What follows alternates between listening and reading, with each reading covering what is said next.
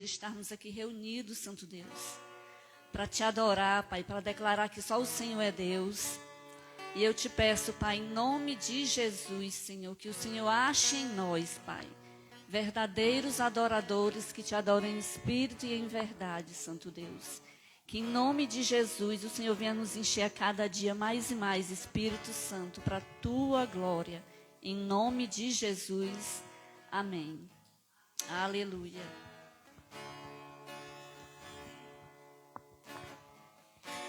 Eu creio no Deus do impossível. Eu creio que tudo podes fazer. Eu não viverei pelo que vejo. Eu posso ir além com seu poder. Em ti muralhas caem, portas se abrem. Eu posso ir além do impossível. Em ti não há limites. Eu tudo posso. O inferno treme ao ouvir a sua voz. Não temo as ondas da tempestade. Sua voz acalma o mar e tira o medo que me assombra. Vitorioso és na batalha. Não há o que temer. Em todo tempo tu me guardas. Não temo as ondas da tempestade. Sua voz acalma o mar e tira o medo que me assombra. Vitorioso és na batalha. Não há o que temer. Em todo tempo tu me guardas.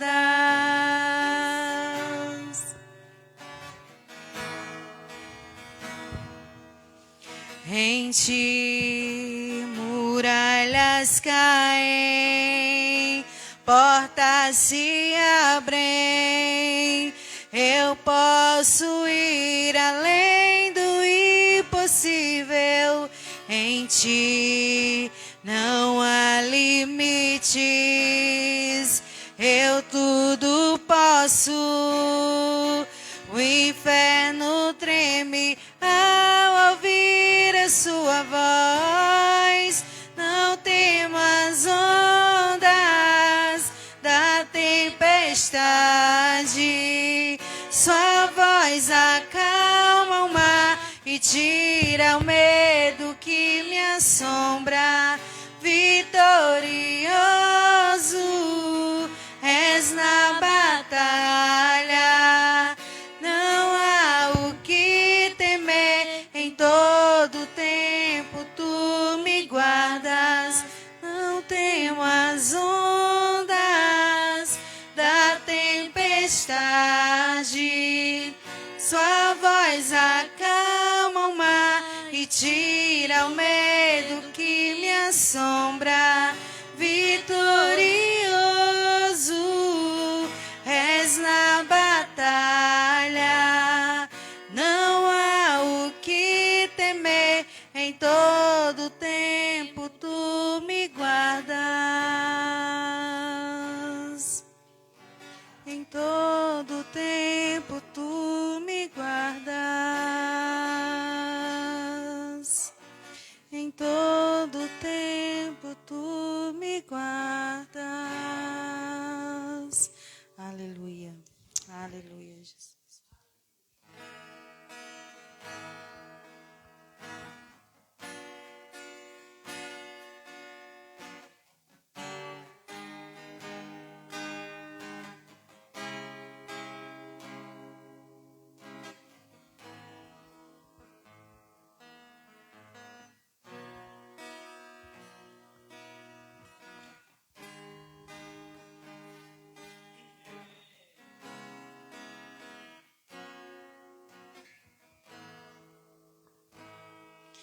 Me deparei com aquele mestre escrevendo, com o dedo no chão, ouvindo os fariseus a lhes falar que a lei de Moisés me condenava por meus erros,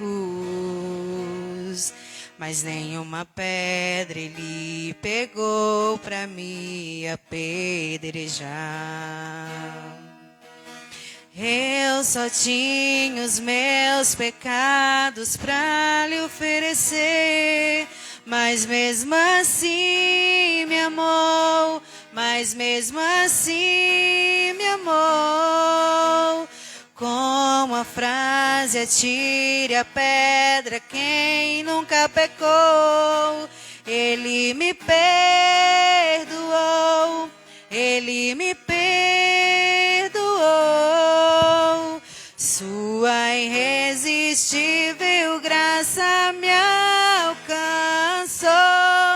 Quem é esse que era sem pecado e não me condenou? No lugar da morte, vida me ofertou.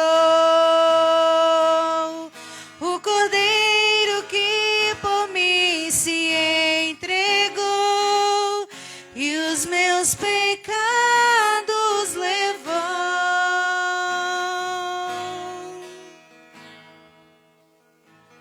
Eu só tinha os meus pecados pra lhe oferecer, mas mesmo assim me amou, mas mesmo assim me amou. Com a frase atire a pedra quem nunca pecou, ele me perdoou, ele me perdoou. Sua irresistível graça me alcançou. Quem é esse que era sem pecado e não me condenou? No lugar da morte, vida me ofertou. O Cordeiro que por mim se entregou e os meus pecados levou. Quem é esse que era sem pecado e não me condenou? No lugar da morte, vida me ofertou. O Cordeiro que por mim se entregou e os meus pecados levou. Eu não te troco por nada, não há espaço pra mais nada. Todo vazio que havia em mim, hoje é sua morada. A minha alma buscava e nada me completava. A tua presença, o que faltava em mim, minha vida foi transformada. Eu não te troco por nada, não há espaço pra mais nada. Todo vazio que havia em mim, hoje é sua morada. A minha alma buscava e nada me completava. A tua presença, o que faltava em mim, minha vida foi transformada.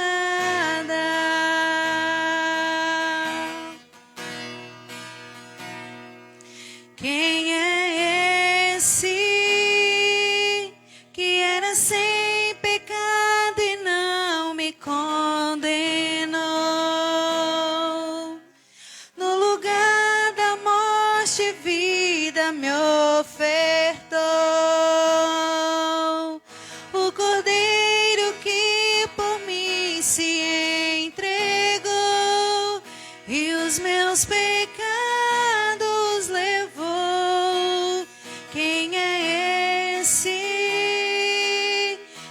era sem pecado e não me condenou. No lugar da morte, vida me ofertou. O Cordeiro que por mim se entregou e os meus pecados levou.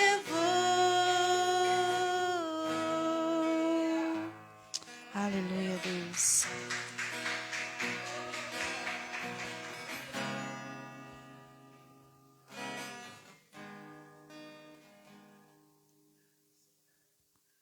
Aleluia, Jesus.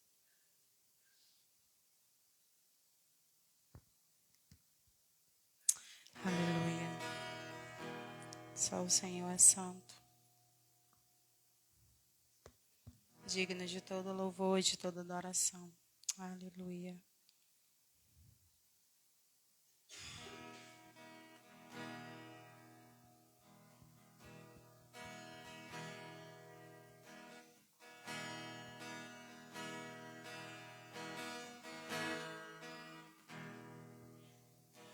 As muitas gerações rendidas em louvor, cantando ao Cordeiro uma canção. Os que em ti se foram e os que hão de crer, cantando ao Cordeiro uma canção. Teu nome é o mais alto, teu nome é o maior, teu nome é sobre todos os tronos e domínios, governos e poderes. Teu nome é sobre todos. E os anjos clamam, Santo, toda a criação, Santo, exaltado és, Santo, Santo para sempre.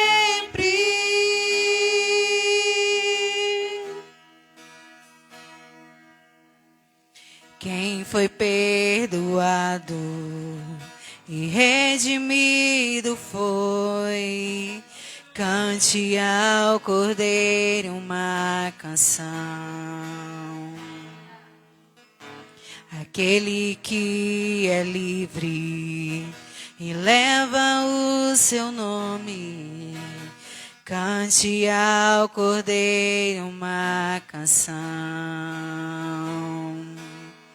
Cantaremos para sempre, amém.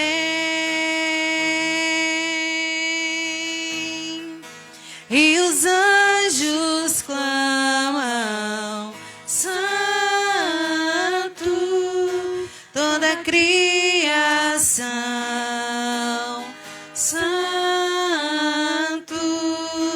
exaltado és, Santo, Santo para sempre. O teu povo canta, Santo, sim ao Rei dos Reis, Santo, tu sempre serás, Santo, Santo para sempre.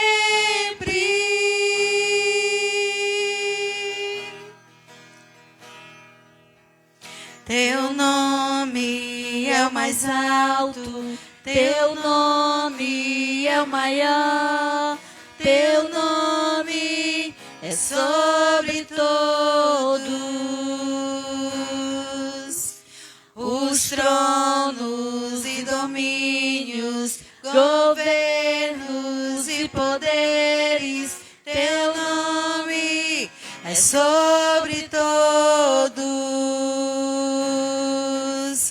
Teu nome é o mais alto, teu nome é o maior, teu nome é sobre todos. Os tronos e domínios, governos e poderes, teu nome é sobre todos.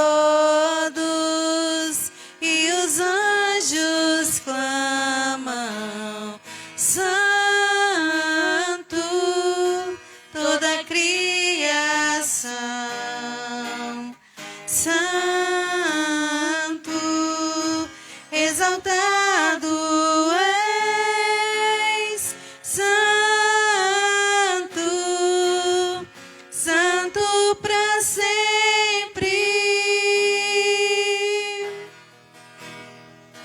O teu povo canta, Santo, sim ao Rei dos Reis, Santo, tu sempre serás, Santo, Santo para sempre. Tu sempre serás, Santo, Santo para sempre. Aleluia, santo, Aleluia, santo, Deus. santo é o Senhor, nosso Deus. Aleluia.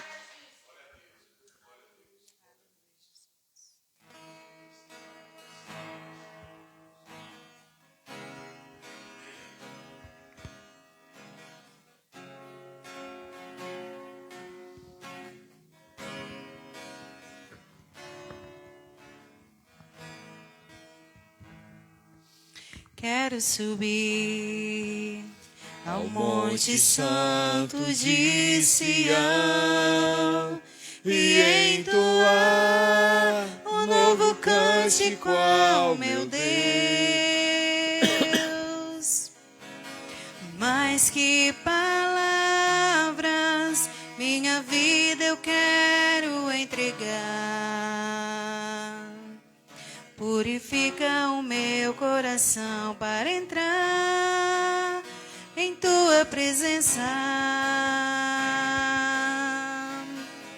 Contemplar tua grandeza. Quero subir ao Monte Santo de Sião e entoar um novo cântico ao meu Deus.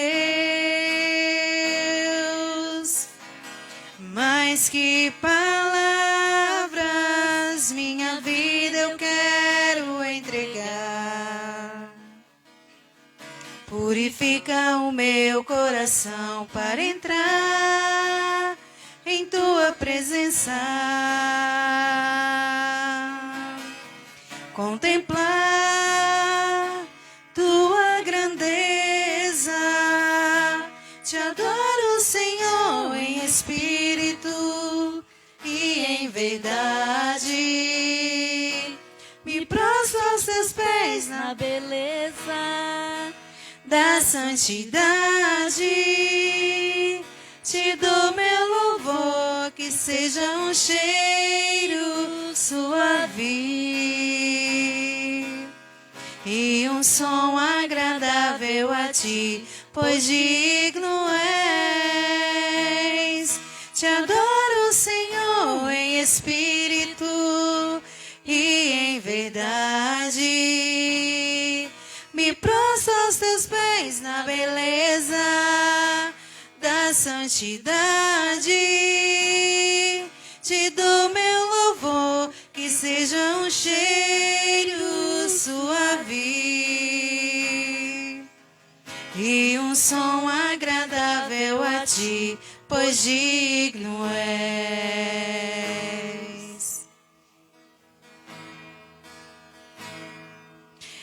quero subir ao Monte Santo de Sião e entoar um novo cântico ao meu Deus. Mais que palavras, minha vida quero entregar. Purifica o meu coração para entrar em tua presença. Contemplar tua grandeza. Te adoro, Senhor, em espírito e em verdade. Me prostro aos teus pés na beleza da santidade. Te dou meu louvor, que seja um cheiro suave e um som agradável a ti, pois digno és. Te adoro, Senhor, em espírito e em verdade. Me prostro aos teus pés na beleza da santidade. Te dou meu louvor, que seja um cheiro suave e um som agradável a ti, pois digno és. E um som agradável a ti, pois digno és. Aleluia. Glória a Deus. Aleluia. Glória a Deus. Aleluia. Eita Deus. Quero aqui saudar os irmãos com a paz do Senhor Jesus. Amém. Hoje nós amanhecemos o dia com uma notícia não muito boa, né? Nosso amado irmão Eliezer, homem de guerra, né? Estava agora há pouco tempo aqui falando com o irmão, um homem que deixou legado, né? E eu fico me perguntando para mim mesmo que legado é que eu vou deixar quando o Senhor me tirar desse lugar. E o irmão Eliezer, ele deixou muito legado, né? Tem muita coisa aí que você vai ver e você vai lembrar, né, desse amado irmão que agora está melhor do que nós, né, na presença do Pai, que não há incomparável, né, é incomparável. Então eu quero já pedir para os amados abrir a Bíblia de vocês em Neemias, capítulo 4, é o nosso texto principal hoje, o nosso culto da família, e tem um tema muito relevante para essa noite, que eu quero trazer para nós aqui, famílias fortes em tempos difíceis. E quando esse tema vem, o texto de Neemias, ele é muito relevante para nós. Neemias foi um homem notável também, um homem que deixou muito legado na sua época. A Bíblia diz que ele era um copeiro, um servo do rei, mas quando esse servo soube do que estava acontecendo com o povo dele, ele teve o seu coração quebrado, ele ficou desesperado porque ele estava tão bem e sua família vivendo tão mal. Então ele decide ir para Jerusalém, ele decide restaurar os muros de Jerusalém. E o interessante nisso, amado, é que Neemias, ele não era um empreiteiro, não era um pedreiro, né? Ele era um copeiro, mas ele era um homem apaixonado pelo seu povo, era um homem apaixonado, e o que nos dá força, amado, para vencer e sermos bem-sucedidos é paixão pela vida, paixão pelas pessoas, se importar com o próximo. Hoje eu estava conversando com a Rosinha, a gente compartilhando algo, e disse assim: Rosinha, tu tem uma doença parecida com a minha. Ela disse: ixi, que doença é essa? A gente não pode ver ninguém precisando das coisas que a gente se mete querendo ajudar, né? Mesmo sem poder. Mas você olhar para a necessidade do próximo e você sentir isso dentro de você. Puxa vida, eu poderia fazer alguma coisa. E Neemias, ele é isso, ele não se conforma com a sua vida e ele decide fazer algo. E quando você decide fazer algo no campo espiritual, amado, o diabo ele vai se levantar. Quando você decide se levantar para cuidar da sua casa, para cuidar da sua família, para cuidar do seu povo, o inimigo ele vai se levantar. O texto que nós vamos ler, amado, você vai perceber a ação maligna na vida das pessoas. Capítulo 4, versículo 1, a gente vai ver que diz assim: tendo Sambalate ouvido que edificávamos o muro, ardeu em ira e se indignou muito e escarneceu dos judeus. Olha aí. Então falou na presença dos seus irmãos e dos exércitos de Samaria e disse: que fazem esses fracos judeus? Permite-lhes isso? Sacrificarão? Darão cabo da obra num só dia? Renascerão acaso dos montões de pó, pedras que foram queimadas? Você vê aí a afronta. Eles podem fazer alguma coisa? Versículo 3. Estava com ele Tobias, o amonita, e disse: ainda que edifiquem, vindo uma raposa, derrubará seu muro de pedra. Neemias, ele era um homem, conhecido também como homem de oração. Versículo 4 está escrito: ouve, ó nosso Deus, pois estamos sendo desprezados. Caia sobre seu opróbrio, sobre a cabeça deles, e fazem que seja despojos numa terra de cativeiro. Não lhe encubras a iniquidade, e não risque de ti diante de ti o seu pecado, pois te provocaram a ira na presença dos que edificavam.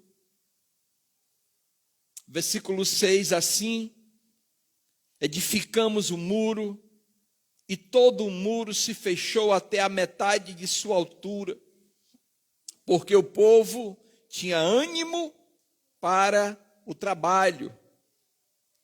Mas, ouvindo isso, Sambalate e Tobias, os arábios, os amonitas e os asdoditas, que reparavam que a reparação dos muros de Jerusalém ia avante e que já começaram a fechar as brechas, ficaram sobremodo irados. Ajuntaram-se todos de comum acordo para virem atacar Jerusalém e suscitar confusão ali. Porém nós, ó, segunda vez, porém nós oramos ao nosso Deus e como proteção pusemos guarda contra eles, de dia e de noite. Então eu disse a Judá: já desfaleceram as forças dos carregadores e os escombros são muito, de maneira que não podemos edificar o muro. Disseram, porém, os nossos inimigos: nada saberão disto, nem verão, até que entremos no meio deles e os mataremos. Assim faremos cessar a obra. Quando os judeus que habitavam na vizinhança deles 10 vezes nos disseram: de todos os lugares de onde moravam subirão contra nós. Então pus o povo por família, por lugares baixos e abertos, por detrás do muro, com as suas espadas e suas lanças e os seus arcos. Inspecionei, dispus-me, disse aos nobres, aos magistrados e o restante do povo: não tem mais. Lembrai-vos do Senhor, grande, temível, e pelejai pelos vossos irmãos, vossos filhos, vossas filhas, vossas mulheres e vossa casa. Ou 15, sucedeu que, ouvindo isso, nossos inimigos, que já sabíamos que Deus tinha frustrado o desígnio deles, voltamos todos nós ao muro, cada um à sua obra. Daquele dia em diante, Metade dos meus moços trabalhavam na obra e a outra metade empunhavam lança, escudo, arcos e couraça. E os chefes estavam por trás de toda a casa de Judá. Os carregadores por si mesmos tomavam carga, cada um com uma mão fazia a obra e com a outra mão seguravam a arma. Os edificadores, cada um trazia a sua espada na cinta, a cinta, e assim edificavam. O que tocava a trombeta estava junto de mim. Disse eu aos nobres, aos magistrados e ao restante do povo: ó, grande e extenso é a obra, e nós estamos no muro muito separado, longe um dos outros. No lugar onde ouvires o som da trombeta, por ali correi até conosco, pois o nosso Deus pelejará por nós. Assim, trabalhávamos na obra, metade empunhava lança desde o arraiar do dia até o sair das estrelas. Então, também nesse meio tempo, disse ao povo: cada um de seu moço fique em Jerusalém, para que de noite nos sirvam de guarda e de dia trabalhem. Nem eu, nem meus irmãos, nem os meus moços, nem os homens de guarda que me seguiram largavam as nossas vestes, e cada um se deitava com a arma à sua direita. Vigilância, valeu, Ângela, obrigado. Vigilância 24 horas. Então, quando eu estava olhando esse texto, que o povo estava armado, eu vi um documentário, o povo em Israel, principalmente as mulheres, se você for pesquisar, como andam as mulheres de Israel. Aqui no Brasil a mulher anda com aquelas bolsas chique, né, assim do lado. Uma mulher israelense, ela anda com eu vou chamar de metralhadora, que eu não sei o nome. Elas andam a tiracol uma arma. E no shopping, na rua, no barzinho. Por quê? Porque eles andam 24 horas preparados, porque o inimigo ele pode chegar de repente. Se você for numa escola israelense, a professora tem na cintura uma .40. Quantos casos aconteceram no Brasil, nos Estados Unidos, de um doido chegar numa escola e executar várias crianças? Lá em Israel, doido não se dá de doido não, que ele cai na hora. Por quê? Porque o povo está preparado. Então, quando eu olho para esse texto, eu penso que eles seguiram aqui as instruções de Neemias. Mas, quando a gente olha para isso, amado, construção de um muro, o muro ele representa a proteção da cidade. O muro ele representa ali onde você pode ficar à vontade. Quem mora em condomínio sabe que depois que ele passa naquela porta, ele fica à vontade, o filho brinca lá dentro, não tem medo de ser assaltado, é tudo muito bem organizado, porque tem segurança. Então, quando eles estavam dentro dos seus muros, eles não tinham medo, porque eles estavam protegidos. Porém, todavia, por conta da desobediência do povo, os muros de Jerusalém tinham sido derrubados, a sua proteção. Então, eu fui pesquisar, para você ter ideia, porque o Neemias vai dizer o seguinte: nós estamos muito afastados uns dos outros, e quando o inimigo vier, a gente está longe. Tem que ter alguém com a trombeta para tocar, e na hora que tocar, onde ouvir a zoada, corre todo mundo para lá. Que muro grande era esse? As pessoas, elas fizeram suas pesquisas, e a extensão do muro de Jerusalém, amados, era 4 quilômetros e 18 metros. De extensão o muro. Então era muito grande, 4 quilômetros, era mais longe do que de Redenção para o Acarape, só para você ter ideia, a extensão do muro. E você vê isso quadrado, eles ficavam muito distantes. Segundo lugar, os muros de Jerusalém, eles tinham 12 metros de altura. E a largura do muro de Jerusalém era equivalente a 8,5 metros. Era da largura dessa igreja. Da largura dessa igreja, dava para passar um carro por cima dessa muralha. Então era algo muito grandioso. Então você imagina que dentro daquele muro eles se sentiam seguros, protegidos. Mas quando a gente também olha para nossas famílias, a nossa casa é o nosso porto seguro. Você, marido, você é o guarda da sua casa, você é o responsável pela sua família. Você precisa estar pronto para vigiar 24 horas o que está acontecendo. Se eu fizesse essa pergunta para você, se você soubesse que alguém está tentando invadir a tua casa, o que você faria? Você montava uma segurança, você comprava um pitbull, um Rottweiler, você falava com um amigo policial, você ia proteger a sua casa, sim ou não? Claro que sim.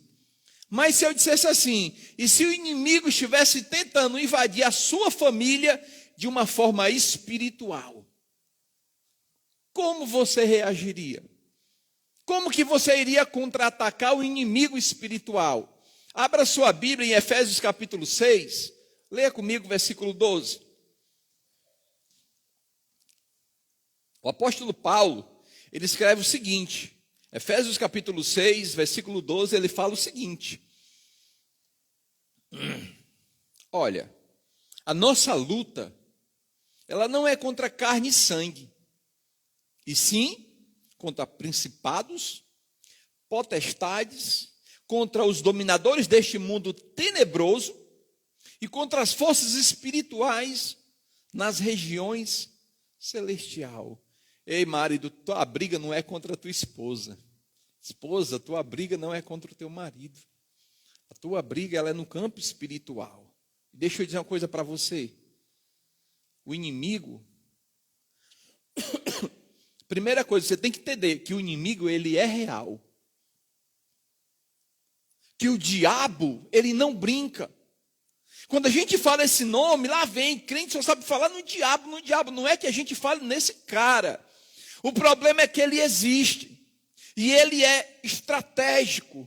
E ele é sorrateiro. E ele age. Ele não brinca. Então a gente precisa estar preparado. Paulo está dizendo o seguinte: olha, a tua briga não é com pessoas que estão do teu lado. Não é com a tua família. A tua briga, ela começa no campo espiritual. Então muitas vezes a gente não consegue perceber porque que coisa acontece na nossa casa e você fica perguntando onde eu errei, o que foi que eu fiz de errado. Mas escuta isso.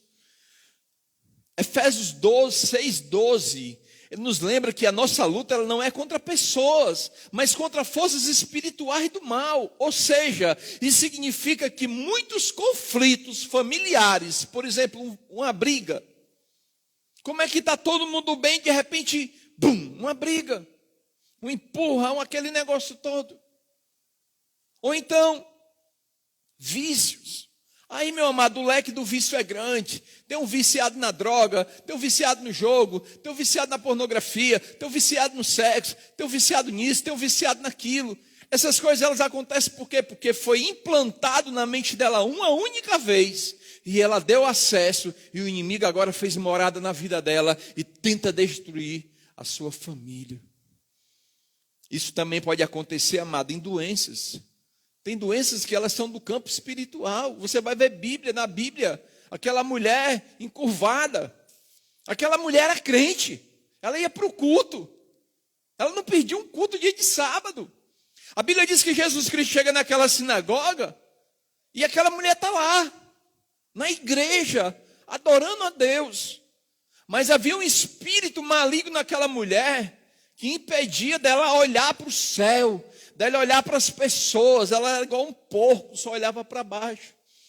E a Bíblia diz que Jesus, ele percebe que aquela enfermidade ali, ela não era natural, ela era sobrenatural. E ele chama aquela mulher para frente, ele coloca a mão sobre a vida daquela mulher e ele repreende aquele espírito de doença na vida daquela mulher e diz que na hora, aquela mulher fica curada. Então tem conflitos na área da doença, afastamento. Como é que você convive 10, 20, 30 anos com a mulher e tu acorda e olha para ela e diz assim, não gosto mais de você. Aí, oxe, que foi? Não sei, não gosto. Vamos se separar agora. Gente, aconteceu isso. Tem casal que se separou, não traiu. Não, simplesmente eu não gosto mais de você. Como assim? Isso é normal? Não é normal. Então, amado, ele tem origem sim espiritual. O inimigo, ele age de forma aleatória. Ele é organizado. Ele é estratégico e ele atua em áreas vulneráveis. Aquela área que você não protege, é aquela área que ele vai atacar. Nós damos o curso Casados para Sempre. E nesse curso a gente aprende que a mulher, apesar dela ser a mulher auxiliadora, mas Deus deu para a mulher um radar que ela consegue perceber coisa que o homem não consegue. Sabe por quê? Porque o homem está preocupado na provisão. Ele é o provedor. Ele está preocupado em trazer o recurso para casa. Ele está preocupado em sustentar a sua família. A mulher é aquela que fica observando. Então, ela tem que ficar ali observando. E ela é aquela que diz assim, ó, marido, tu tem cuidado, vigia aí, ó. Esse negócio aí não vai dar certo, não. E aí você fica despercebido. Mas quando você dá ouvido para sua mulher, você, puxa vida, eu não tinha percebido isso. Então você tem que colocar uma cerca, amado, ao redor da sua casa e proteger das raposas. Salomão, ele vai dizer assim, ó, cuidado com as raposinhas, né? Cuidado com as raposinhas. Por quê? Porque a raposinha, ela pode ser um animal pequeno, bonitinho, mas aí a Bíblia diz que a raposinha, quando ela ia na vegetação, ela comia justamente a batata da vegetação. Ou seja, ela ia na estrutura. Comeu a batata, a árvore, ela perde a sua força.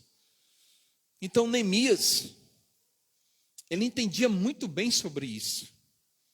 Neemias, ele percebeu o que estava acontecendo ao seu redor.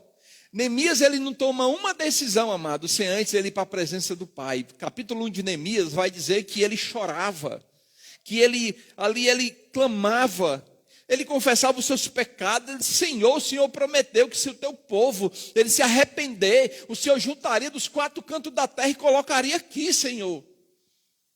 Ele entendia isso. Ele era um homem de oração. Então, quando Neemias ele está aqui, o texto vai dizer, amado, que esse muro já estava na sua metade. Talvez quando Neemias chegou ali, as pessoas disseram assim, esse cara é um doido. O que é que esse doido vai fazer? Irmãos, olha, é muito comum, aconteceu no meu casamento e aconteceu recentemente num casamento que eu fui.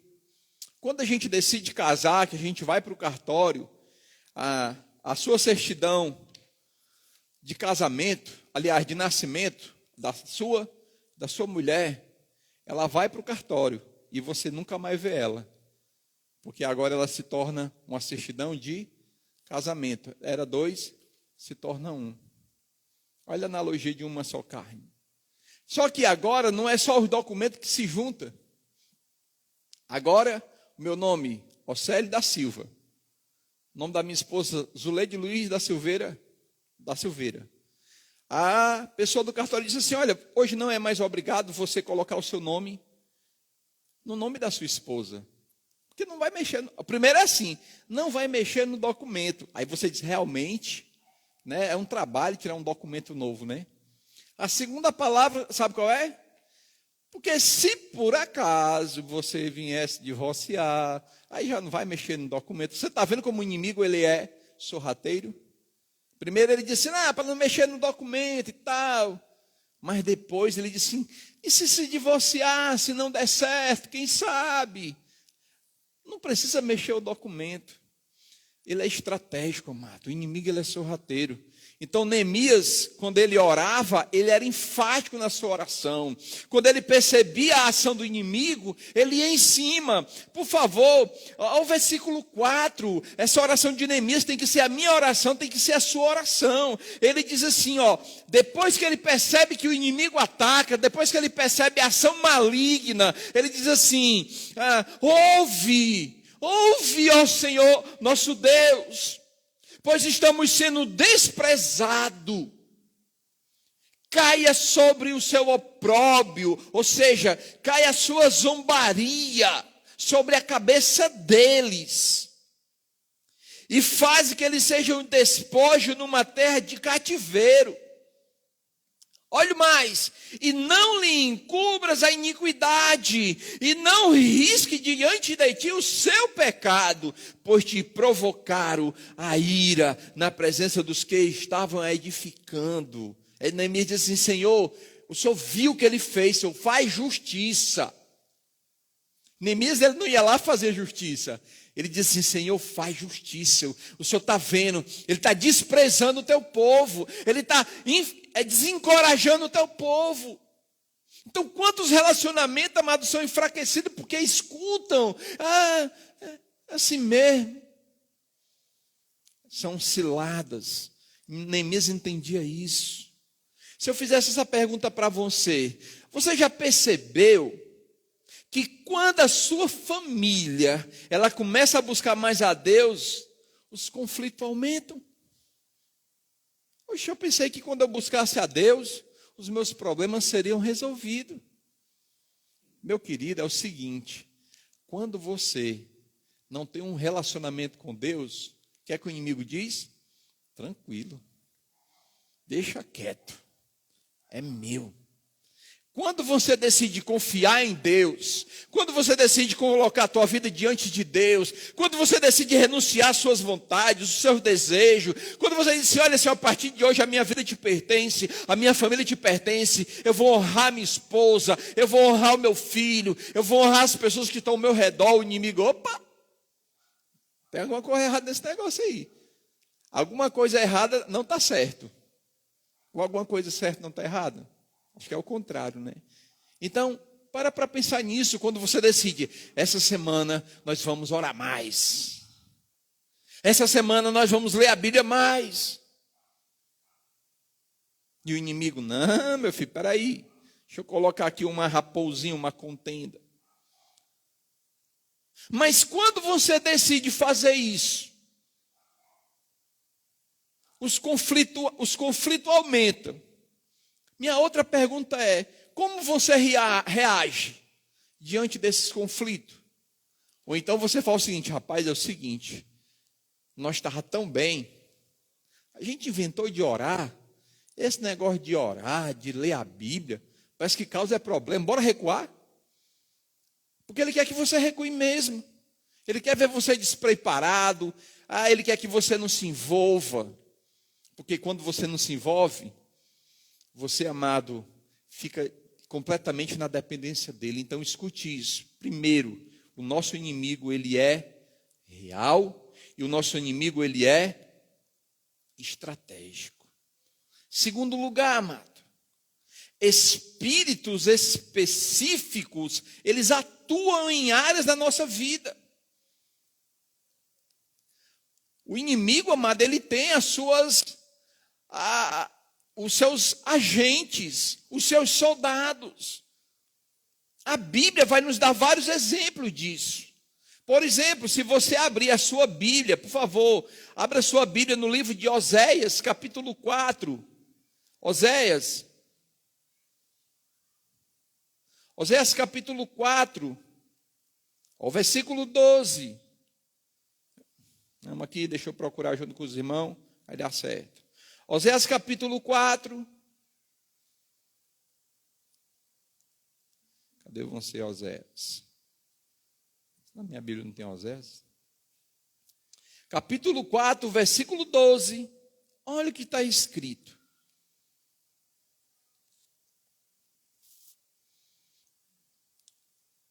O meu povo consulta o seu pedaço de madeira, e a sua vara lhe dá resposta. Porque um espírito de prostituição os enganou. Eles, prostituindo-se, abandonaram o seu Deus. Então aqui é o quê? Um espírito de prostituição que destrói a pureza do casal, a pureza do jovem, destrói também a fidelidade do casal, ele racha, porque essa área, ela traz divisão, desconfiança do lado da mulher e do lado do homem. Então a Bíblia diz que isso é um espírito, que ele é um agente do mal, e que ele age de uma forma sorrateira. Quer ver outro? 1 Samuel, capítulo 18, vamos lá? 1 Samuel, capítulo 18. Vamos achar aqui. 1 Samuel 18, versículo...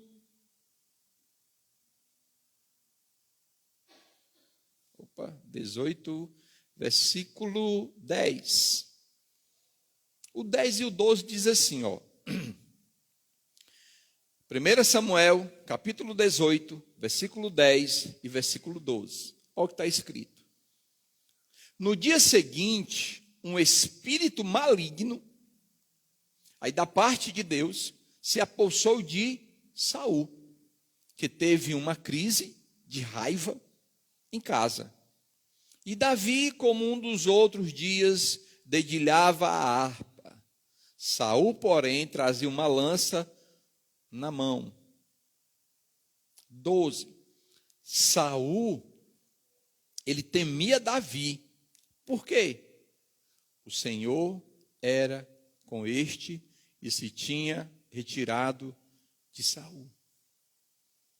Então, em segundo lugar, espírito de atormento.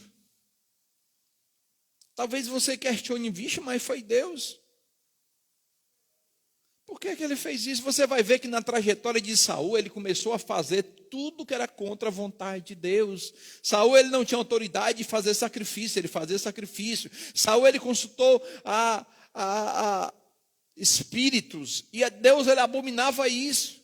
Então, à medida que ele ia se afastando de Deus, à medida que Saul, ele desprezava Deus, o inimigo abriu uma brecha na vida dele. Então, é muito comum você cheio de Deus, e você conversar com uma pessoa extremamente religiosa. Você chega para uma pessoa muito religiosa, você diz assim, ó, é engraçado isso, eu já ouvi isso. Você olha para a pessoa e diz assim, que Deus te abençoe. Isso é bom ou é ruim? Bom. A pessoa olha para tu e diz assim, e que Deus te abençoe também. Só que ela fala assim, como se tu estivesse dizendo para ela uma coisa ruim. Aí você já entende, você diz amém, amém. Né? Amém, amém. Eu fiz um áudio esses dias e coloquei sobre que a gente deveria buscar o Senhor, que Ele deveria ser prioridade da nossa vida e tal. E eu mandei para um monte de gente, e tinha uma dessas pessoas no meu grupo, né?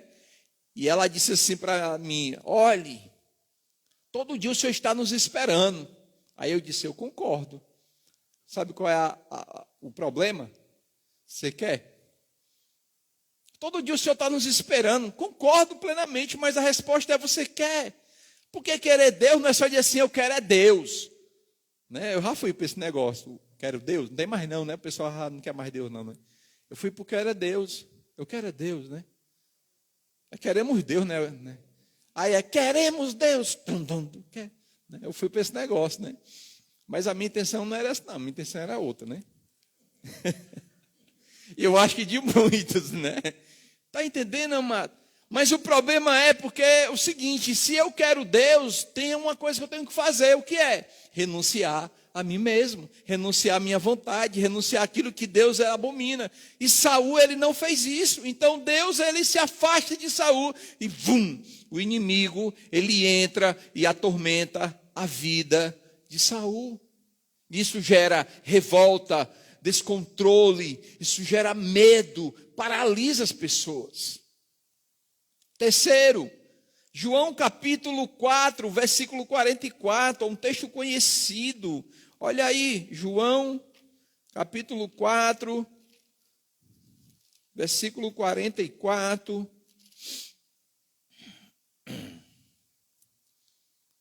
João 4, aliás, perdão, gente, João 8, 44. Olha o que está escrito aqui. Terceiro inimigo. Como é que ele age? Vamos lá? Ele começa assim, ó. Vós sois do diabo. Quem está falando isso é Jesus, ok? Vós sois do diabo, que é o vosso pai, e quereis satisfazê-los os desejos.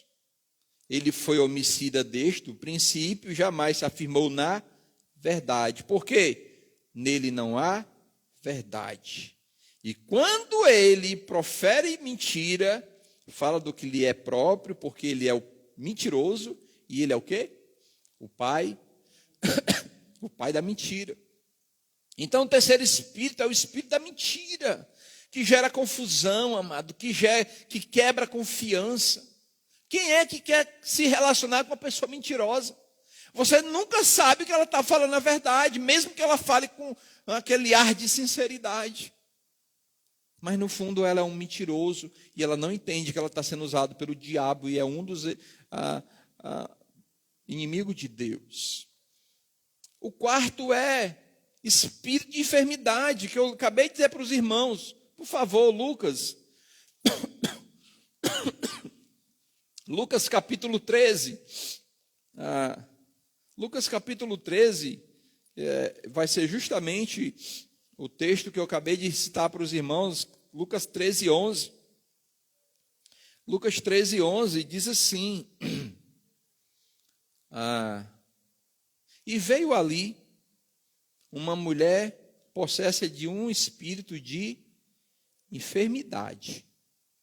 Havia já 18 anos, andava ela encurvada, sem de modo algum poder endireitar-se. Quando eu li esse texto, eu fiquei, meu Deus, ela estava com espírito imundo, ela estava um espírito imundo, ela estava no culto. E a Bíblia diz, vamos ver o texto. Então, versículo 12, vendo Jesus, chamou-a e lhe disse, mulher, estás livre da tua enfermidade. Impondo-lhes as mãos, ela imediatamente se endireitou e dava o quê? O que é que ela dava? Glória a Deus. Né? Então, esse espírito de enfermidade não era aquele espírito que faz a pessoa ficar rolando no chão ou coisa parecida. Era algo que estava alojado na vida daquela pessoa. E ela era crente. Ela ia para o culto. E quando ela foi livre daquela enfermidade, ela glorificava e exaltava o nome do Senhor.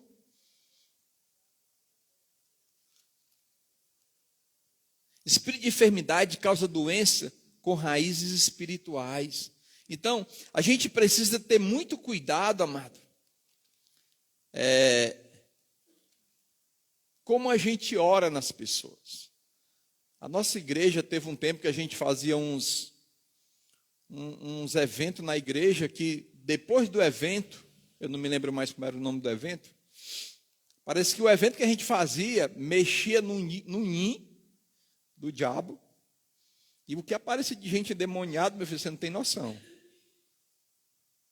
E um desses dias, nós estávamos na igreja, antigamente Recepel, hoje o Telefrango, entrou um cara endemoniado, mago, né, fraquinho, e os irmãos levaram, que nós tínhamos o quarto de expulsar demônio lá, levaram esse irmão, esse endemoniado para o quarto, e lá os irmãos oravam e tal, e nós tínhamos lá um irmão muito forte, ele levantava uma moto, uma Titã. E esse endemoniado, quando o irmão foi para cima dele, o demônio pegou o irmão aqui, né? E o irmão botou força e o irmão não conseguiu segurar. Aí onde entra a experiência. Chegou um irmão, né, de outra igreja, ele é pastor, pequeno.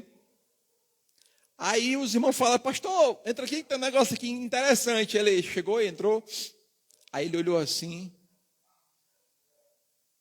Pessoal, solta ele. Pode soltar. Ele está embriagado. Vocês estão gastando as energias de vocês. Porque como ele está embriagado, a mente dele está o quê? Inconsciente. Então ele não escuta. Manda esse cabo ir embora. Solta ele. Porque isso aí vocês estão perdendo o tempo de vocês, certo? Os irmãos lá suando, né? Aquela vontade de expulsar o demônio, e o pastor chegou, não, esse aqui não, bota para ir embora, porque esse demônio aí, né? Você está entendendo? Então a gente precisa ter experiência, a gente precisa entender quando é de ação maligna, quando é uma potestade naquela pessoa, e quando é uma enfermidade naquela pessoa. E o último, amados, está lá em Tiago, capítulo 3. Esse daqui é um dos mais atuantes, amado. Por favor, Tiago, capítulo 3, e o versículo é o 16. É um dos demônios mais atuantes na terra. Tiago 3, vamos lá, cadê o Tiago? Tiago 3, 16, olha o que está escrito. 3,16. Olha o que está escrito. Pois onde há inveja e sentimento faccioso, aí há o quê? Confusão e toda espécie de coisas ruins. Ou seja, espírito de divisão. Espíritos que têm achado brechas em igreja, família. Ele chega de uma forma sorrateira. Aí ele promove ciúme, ele promove briga, ele promove separação, ele promove tudo aquilo, amado. Por que ele faz isso? Como eu disse antes, porque ele encontra uma brecha. E quando ele acha uma brecha, ele vai para cima e ele não brinca. E terceiro, amado, estratégia do inimigo. Neemias, ele nos mostra como o inimigo ele age. Então, como é que o inimigo age?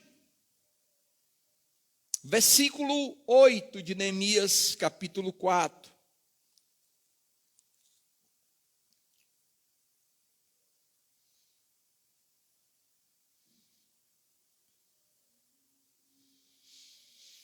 Diz assim, olha, 8:4.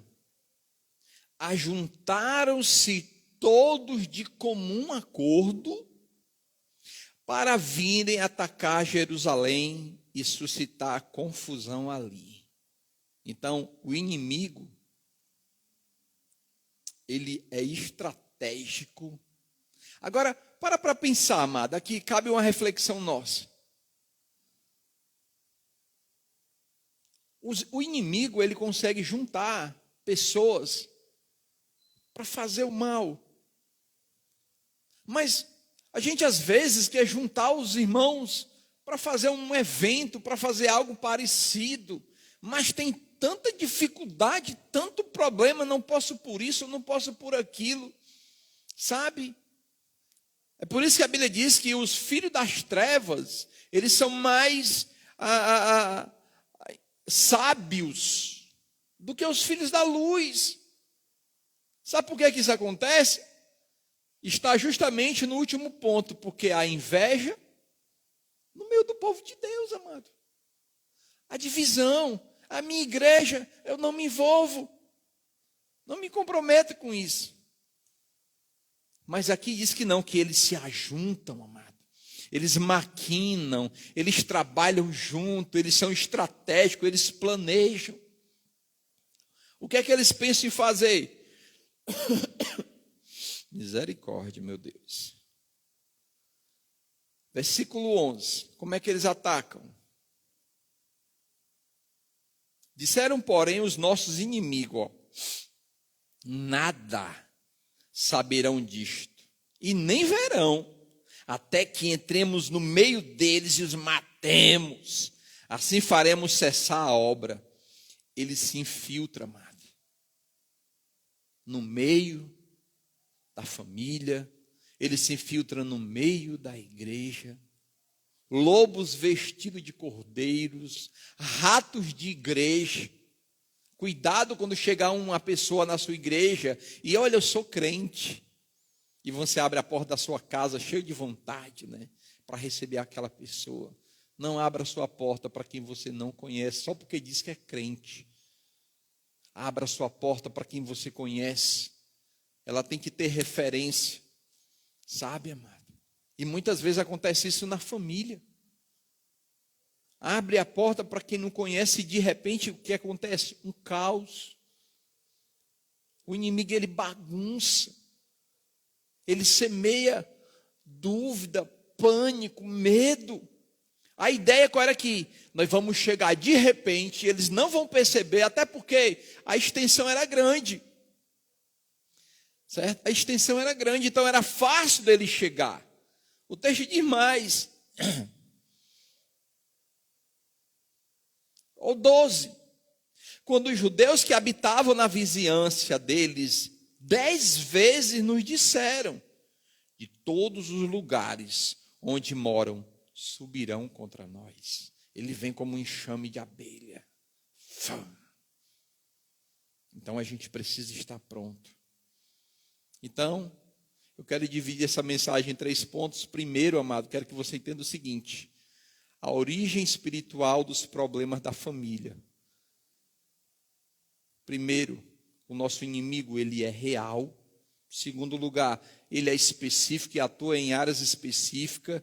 E terceiro lugar, Neemias, ele nos mostra como o inimigo age. Ele age de uma forma sorrateira. Pastor, mas só tem coisa ruim nesse negócio? Tem coisa boa? Não tem. Segundo ponto é como vencer. Como vencer e proteger a sua casa. Chega de ataque, né? Mas como vencer e proteger na sua casa? Número 1, posicione-se de uma forma espiritual. Ou seja, posicione espiritualmente. Quando Neemias ele soube disso, o que é que ele faz? Versículo 13, ele sabe da ação do inimigo. Aí o que é que acontece no 13? Então, pus o povo por família, nos lugares baixo e aberto, e por detrás dos muros, com suas armas, aliás, com suas espadas, e com suas lanças, e com seus arcos.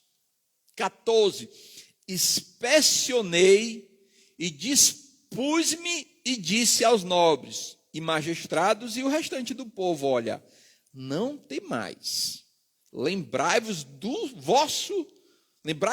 Senhor, Ele é grande, Ele é temível, e Ele é temível, Ele reconhece quem é Deus. Você precisa reconhecer quem é o Senhor na sua vida, você precisa reconhecer que Ele é soberano, que Ele é poderoso. Em segundo lugar, depois que você reconhece, Ele diz, e agora pelejai pelos vossos irmãos, vossos filhos, vossas filhas, vossas mulheres e a vossa casa. Então você precisa, amado, se posicionar. Ter um relacionamento profundo com Deus. Deus ele precisa fazer parte da sua vida. Neemias ele colocou o homem nos pontos mais baixos do muro, nos lugares mais vulneráveis. Então, da mesma forma, precisamos identificar em nossa casa onde há áreas expostas. Qual é a área da sua família que ela é vulnerável, que ela é fragilizada? Seria a área da comunicação. Não existe comunicação na minha casa. É só aquele mambo, bom dia e tal. Parece que dentro de casa é mais um arrudo do que uma casa. Opa, tudo bom? Falou uma vez, tá bom. Serve para o dia todinho, né? Serve para um dia todinho, não precisa mais falar. Então, olha se é a comunicação que está fragilizada. Olha como é que está a vida do teu filho, o que é que ele assiste, o que é que ele ouve, com quem ele fala, com quem ele se relaciona. Observe o comportamento dele. O que é que ele vê nas redes sociais. Seja um psicólogo do seu filho, observe seu filho. Converse com ele. Ou seria a área financeira, essa brecha, né? Tenho 10 cartões de crédito, tá todos os cartões estourados. E eu também estou estourado, né? Uma confusão financeira, amado, sem controle. O dinheiro que recebe não dá mais para nada, não sobra, não dá para pagar as contas. Ou seria, amado, é relacional, né? Porque quando eu falo relacional, ele vai incluir a comunicação. Como é a sua relação em casa com o seu cônjuge? Né? Porque tem casal que mora em uma casa como se fosse tipo irmão, ou então um deve favor para o outro. O homem bota comida na mesa, a mulher cozinha. Pronto. Para que mais que é isso? Besteira, pai. Negócio de beijo, abraço, essas coisas aí ficam do passado. Né? Não tem intimidade. Aí o que é que o inimigo faz? Opa, eu vou agir aqui. Gênesis capítulo 6, a Bíblia fala da queda do homem. Gênesis capítulo 6, eu vou tentar narrar mais ou menos assim.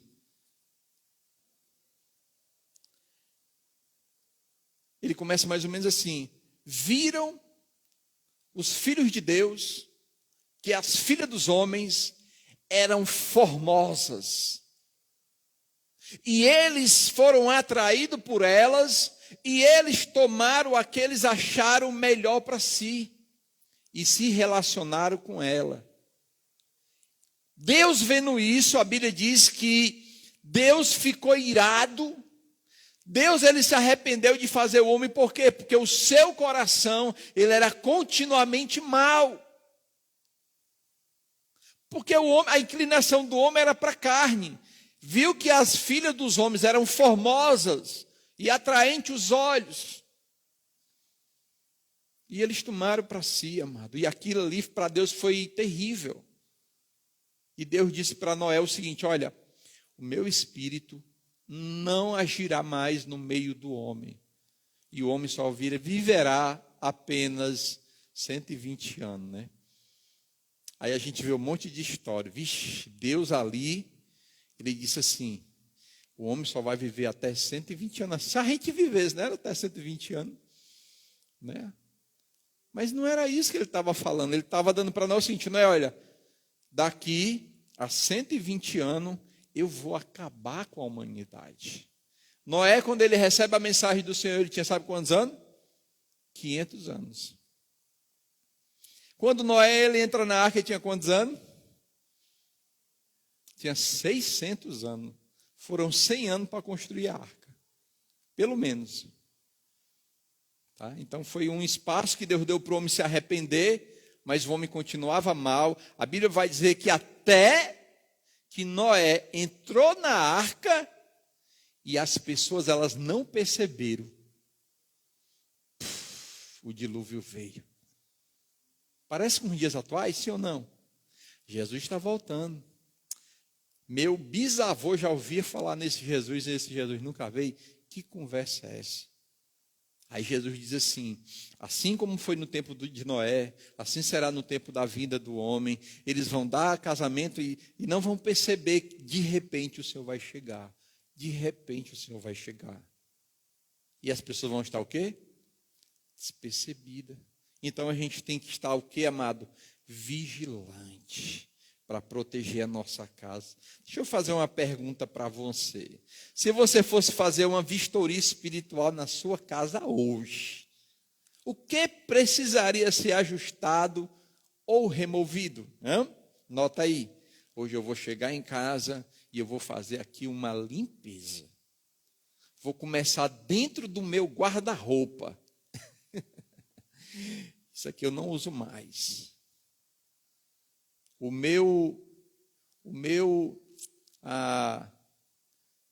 pessoal tem agora, na academia, tem um instrutor, né? É instrutor que dá o nome? Uma pessoa rica, tem um nomezinho que dá que eu não sei, que veste a pessoa, né? É personal style. É assim, né? Então, Jesus, o Senhor vai ser o meu personal style. Essa roupa, glorifica o nome do Senhor, Senhor, joga no lixo. À medida que você vai falando com o Espírito Santo e você vai removendo e queimando logo para não voltar atrás. Perguntar para você de novo, se você fosse fazer uma vistoria espiritual na sua casa, o que precisaria ser ajustado ou removido? Né? Então, posicione. Segundo lugar, use as armas espirituais, amado. Que arma você está usando para combater o inimigo? Palavrão? Você tem que dar uma de doido, igual aquela mulher do filme Quarto de Guerra. Olhe, diabo, a partir de hoje, quem manda nessa casa aqui é Jesus. Está ouvindo? E tem mais. A partir de hoje, aqui na minha casa, a prioridade vai ser a palavra de Deus. Está ouvindo? Que o inimigo tem que ouvir, amado. Então a gente precisava ter as armas certas. Efésios 6, amado. Está lá escrito. Primeiro, você tem que usar o cinto da verdade. Jesus Cristo, ele diz, eu sou o quê? Eu sou o caminho, eu sou a verdade e eu sou a vida. Jesus, ele anda na verdade. Por que é que eu tenho que andar na mentira? Eu tenho que andar na verdade, então eu tenho que colocar o cinto da verdade, que é para segurar a minha honra. Número 2, a couraça da justiça. Para quê? Para me proteger o meu coração dos ataques do inimigo, amado. Porque pensa numa área fraca, chama-se coração. Ah, o meu coração está mandando eu fazer isso. Se deu mal, não foi porque obedeceu o coração. Você sabia que nós temos 2 corações? Vocês sabiam disso, que a gente tem 2 corações? A gente tem um coração das emoções, né, que engana o homem. E a gente tem um coração do cérebro, que faz a gente pensar. Porque quando o coração daqui diz que você tem que fazer, esse coração diz assim, rapaz, você quer comprar algo? Eu quero comprar. Aí o coração daqui de cima diz assim, tu precisa? Ah, mas tu pode pagar? Mas é 10 de 100. E as outras contas para pagar? Como é que fica, né? Entendeu? Então esse coração aqui, amado, aqui tem que governar a nossa vida, que é a nossa mente. Está entendendo? Então a gente precisa proteger esse coração porque ele é fraco. Em terceiro lugar, o escudo da fé. Meu Deus do céu. Para que a gente possa resistir os ataques com confiança em Deus. Irmãos, eu vou contar uma coisa para vocês que é muito engraçado. Eu morava em Fortaleza e eu era jovem, tá certo? Que vocês sabem que eu era jovem, despreparado. A gente morava numa vilinha. Talvez alguém vai ver isso aqui, vai mangar de mim depois. A gente morava numa vilinha de 12 casas, 6 de um lado e 6 do outro. E tinha uma mulher que ela era junta com um cara. O cara era, 10 anos. Bom. Bebo, ele não prestava para nada. Toda a vida que ele bebia, ele dava uma pisa nela. Dava uma pisa nela. Aí teve um dia que ela disse assim, eu estou cansada de apanhar, né? Ela correu lá para casa. A minha irmã, que era viva na época, não, minha filha, pode entrar aqui. Os 2 homens que tinha na casa, eu acho que eu tinha uns 13 e o Nildo uns 14. Eu e o Nildo, os homens da casa, né? Porque o meu cunhado era vigilante. E nós preparamos a casa. Meu amigo, quando foi lá para meia-noite, o cara chegou. Na porta, eu fui as pernas logo tremendo. Né? Fala, meu Deus, fala, meu Deus. Aí o Nildo pegou uma coisa que eu não me lembro o que foi, mas eu me lembro do que eu peguei. Eu peguei um guarda-chuva. Se ele entrar, eu... Aí tu vai fazer o que com guarda-chuva? Não pode estar chovendo, né? Para o cara não se molhar. Opa, entra aqui. Aí depois o Nildo, tu ia fazer o que com guarda-chuva? Eu sei lá, meu irmão. Foi o que eu peguei, né? O guarda-chuva, né? Para se proteger, para proteger aquela mulher, né? Enfim. Né? Mas o fato é, amado, que a gente precisa desse escudo, amado, para que a gente possa se proteger em nome de Cristo. E também do capacete da salvação, que protege a nossa mente, que é o nosso coração, e que ela nos dá convicção, amado, de que nós somos em Cristo. Porque tem pessoas que tomou um encontro com Cristo e não tem certeza de quem é ela em Cristo. Não, aceitei a Jesus, mas sei lá se quando Jesus vem ele vai me levar. Não tem convicção. Não tem convicção. Então ela precisa proteger a sua mente, né, dos ataques inflamados do maligno para que ele possa saber quem é ele no Senhor. E precisamos, amado, nos preparar com a palavra de Deus, que é a nossa arma de ataque, também é a nossa arma de defesa. E por fim, amado, oração constante. Isso eu achei engraçado, tremendo. é manter uma comunicação com o comandante. Quem é o nosso comandante, né? Jesus. Não podemos fazer nada, amado, sem termos uma comunicação direta com o Senhor. E Neemias, ele era assim: Senhor, o Senhor está vendo, Senhor? Outra hora ele chegava assim: pessoal, não se preocupe, o nosso Deus é grande, o nosso Deus é temível, não se preocupe. Confiança em Deus, porque tinha um relacionamento com Ele. Ele tinha um relacionamento com Deus. E por fim, amado, último lugar, declare e lute com fé. Declare e lute com fé. Neemias, ele fez isso.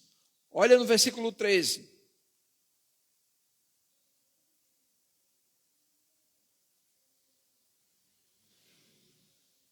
Não, perdão, versículo 14. Ele faz uma inspeção, ele se dispõe aos nobres e diz ao pessoal o seguinte: ele vai para a nobreza, ele vai para as autoridades: olha,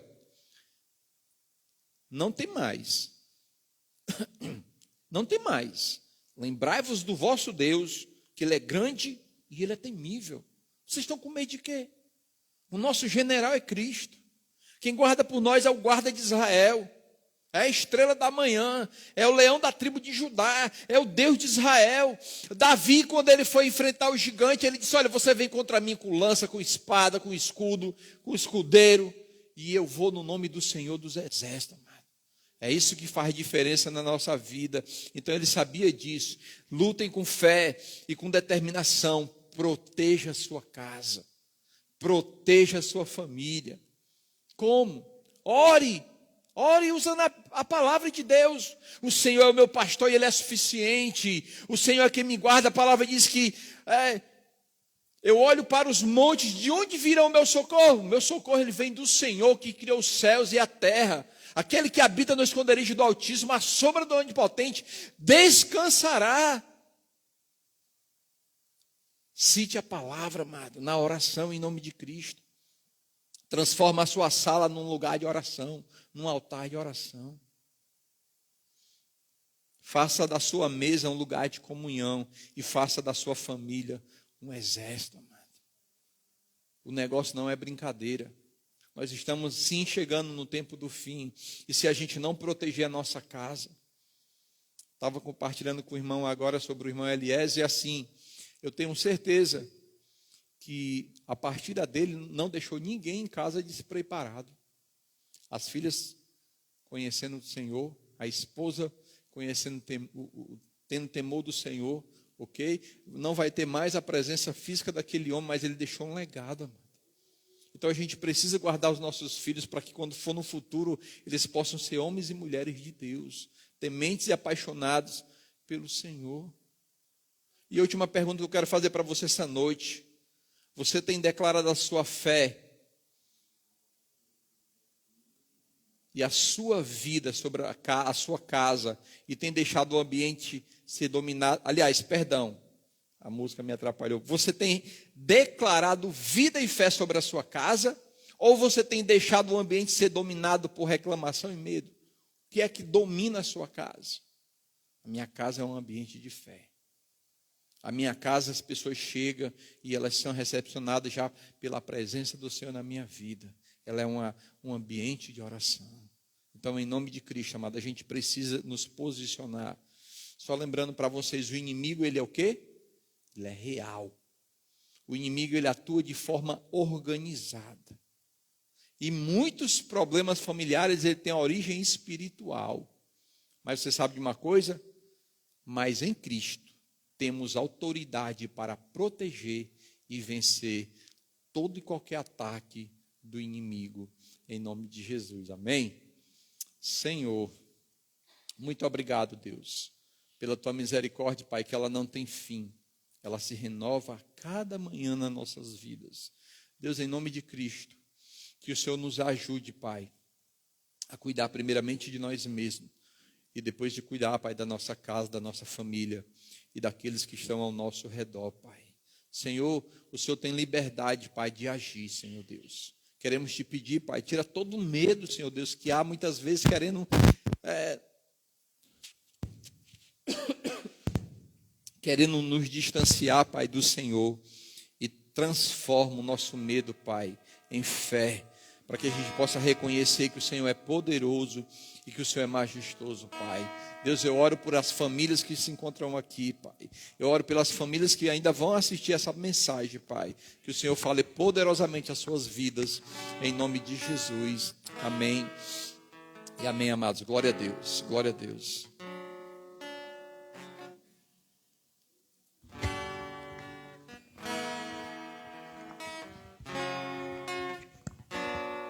Obrigado. Amém. Enquanto a gente ministra esse louvor, os irmãos se sintam à vontade para ofertar.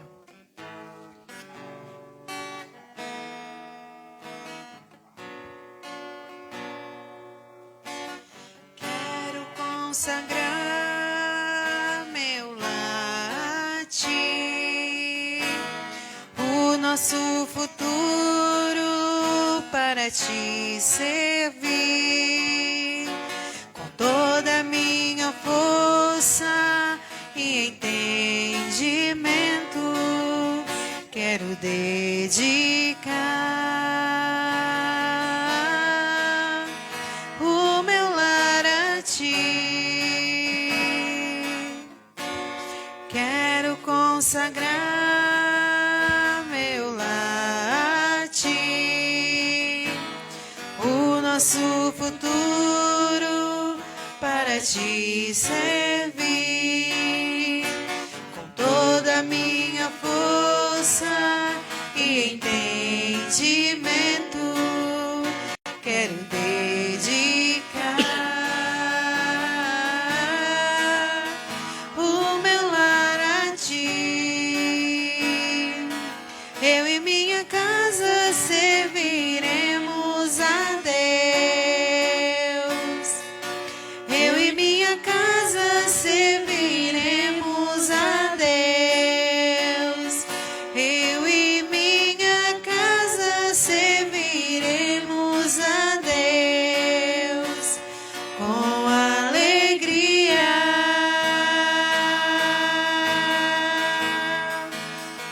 Eu e minha casa serviremos a Deus. Eu e minha casa serviremos a Deus. Eu e minha casa serviremos a Deus com alegria.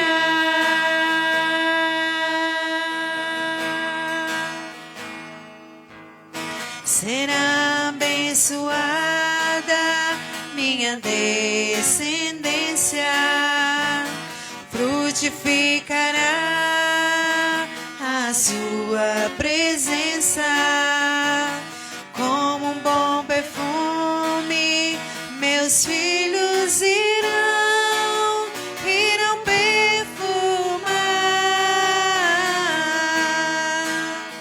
todas as nações.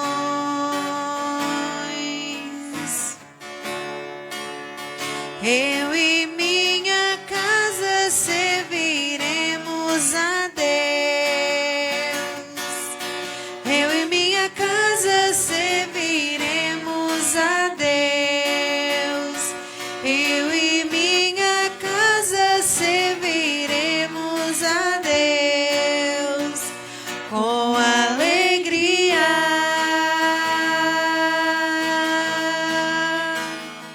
Eu e minha casa serviremos a Deus. Eu e minha casa serviremos a Deus. Eu e minha casa serviremos a Deus com alegria. Amém. Aleluia, glória a Deus, glória a Deus. Aleluia. Irmãos, esse mês ele tem 5 domingos, certo? No próximo domingo, que é o 5º domingo, a gente vai estar fazendo uma conexão Guaci-Buqueirão. O pessoal do Buqueirão vai vir para cá e vai ser uma noite muito abençoada em nome de Cristo, tá? Então todos estão convidados para essa noite de conexão, onde nós vamos glorificar e exaltar o nome do Senhor aqui essa noite. Queria fazer 2 orações. Eu quero fazer uma oração pela família do nosso amado irmão, né, que nesse momento complicado agora vai ficar a saudade do pai, tá bom? E depois mais uma oração pela igreja. Senhor, quero te dar graça, Deus, pelo privilégio de poder ter conhecido o irmão, Pai, ter convivido com ele, ter trocado experiência. Aprendi muito com ele, Pai, nos últimos dias que eu estive com ele, Pai. Foram muitas instruções que ele me deu, e hoje, Pai, o Senhor tomou para si, Jesus. Eu sei que agora, Pai, a família fica com a saudade e com a dor, Jesus. E por isso eu te peço, meu Pai, conforta o coração, Jesus. Conforta o coração da esposa, conforta o coração das filhas, dos netos, do genro, Deus, toma em tua mão, Jesus, aquela família, em nome de Cristo, Pai. Que a tua paz e a tua misericórdia, Pai, venha estar sobre aquele lar, em nome de Cristo Jesus, Senhor Deus. E que o Senhor, que é aquele que conhece, Pai, todas as nossas dores e lágrimas, o Senhor é aquele que traz o conforto para o nosso coração. Por isso eu creio, Deus, que mesmo com essa dor e com essa saudade, eles têm uma convicção no coração onde o irmão está agora, Pai. Então isso alegra demais o nosso coração, eu te peço, no nome de Cristo, Pai. Também quero orar, Deus, por essa comunidade, Jesus, pela comunidade Vida e Graça Guaci. Que o Senhor abençoe poderosamente, Pai, essa casa, os teus filhos. Que o Senhor abençoe poderosamente a comunidade em si do Guaci, Pai. Visita cada lar, Senhor Deus.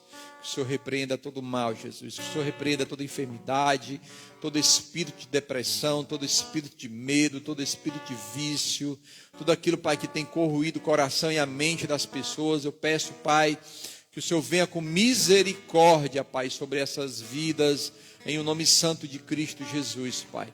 Convertendo e transformando os corações. Quero orar, Deus, por aqueles que nos assistiram e ainda vão assistir essa mensagem, Pai. Que o Senhor os abençoe poderosamente, meu Pai, no nome de Jesus. Meu Deus, eu te peço, abençoa, Pai, o retorno dos teus filhos para suas casas, em paz e em segurança, Deus. Muito obrigado por tudo que o Senhor nos proporcionou, pelos louvores, pela palavra, pelo momento de comunhão, Pai. Nós oramos assim em nome de Jesus. Amém e amém, amados. Deus abençoe a todos em nome de Jesus. Amém. Glória a Deus. Glória a Deus.